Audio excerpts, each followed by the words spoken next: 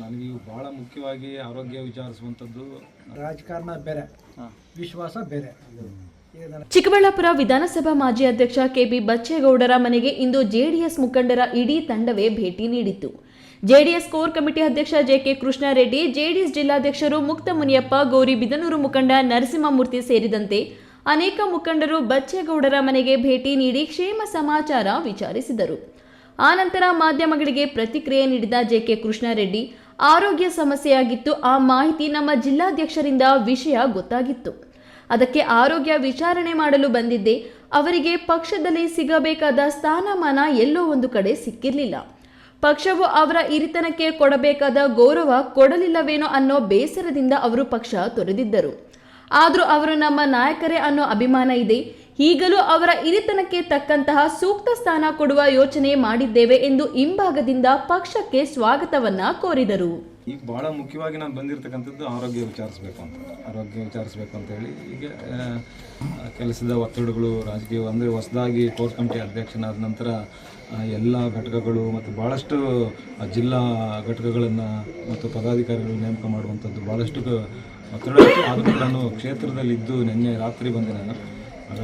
ಆದರೆ ಎಲ್ರಿಗೂ ಗೊತ್ತಿಲ್ಲ, ಗೊತ್ತಿದ್ದರೆ ಭವಿಷ್ಯ ಇವತ್ತು ನಮಗೆ ಇದು ನೋಡಿದಾಗ ನಮ್ಗನ್ಸುತ್ತೆ ಅಪಾರವಾದಂಥ ಅಭಿಮಾನಿ ಬಳಗವನ್ನು ಇಟ್ಕೊಂಡಿರ್ತಕ್ಕಂಥವ್ರು ನಮ್ಮ ನಾಯಕರು.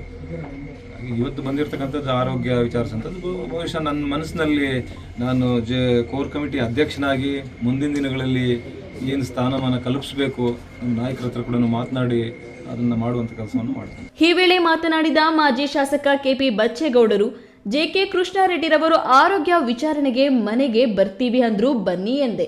ಅವರು ಬಂದಿದ್ದಾರೆ. ಈಗ ನನಗೆ ಪಕ್ಷದಲ್ಲಿ ಸ್ಥಾನಮಾನ ಅನ್ನೋ ಮಾತು ಬರುತ್ತಿದೆ. ನಾನು ಎಲ್ಲಿಯೂ ಅಧಿಕಾರಕ್ಕಾಗಲಿ ಎಲ್ಲಿಗೂ ಹೋಗಲ್ಲ. ನನ್ನ ಕ್ಷೇಮ ಸಮಾಚಾರ ವಿಚಾರಣೆಗೆ ಕುಮಾರಣ್ಣನವರು ದೂರವಾಣಿ ಮೂಲಕ ವಿಚಾರಿಸಿದರು. ನನಗೆ ಆರೋಗ್ಯ ಸುಧಾರಿಸಿದ ಮೇಲೆ ಸಕ್ರಿಯ ರಾಜಕಾರಣಕ್ಕೆ ಬರುತ್ತೇನೆ. ರಾಜಕಾರಣಿಗಳಿಗೆ ಯಾವ ಪಕ್ಷವೂ ಶಾಶ್ವತವಲ್ಲ.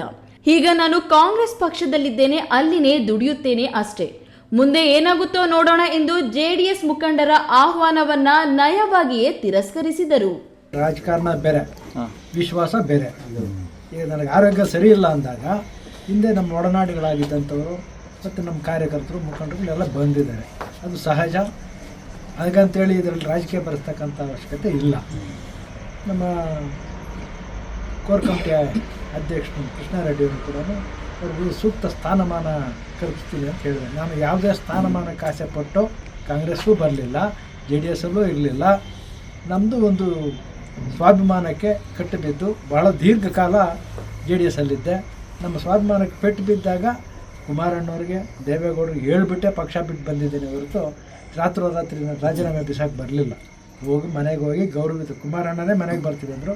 ಅವ್ರಿಗೆ ಚೆನ್ನೈಯಲ್ಲಿ ಆಪ್ರೇಷನ್ ಆಗಿತ್ತು, ನಿಮ್ಗೆ ಆರೋಗ್ಯ ಸರಿಯಿಲ್ಲ, ಇರಿ ನಾನೇ ಬರ್ತೀನಿ ಅಂತ ಬೆಳಗ್ಗೆ ಹೋಗಿ ಅವ್ರು ಮಾತಾಡಿಕೊಂಡು ಅವ್ರ ಮನೆಯಲ್ಲಿ ತಿಂಡಿ ತಿಂದು ವಿಶ್ವಾಸ ಹೀಗೆ ಇರಿ, ರಾಜಕೀಯವಾಗಿ ನೀವು ಬೇರೆ ನಾವು ಬೇರೆ ಇರ್ತೀವಿ ಅಂತ.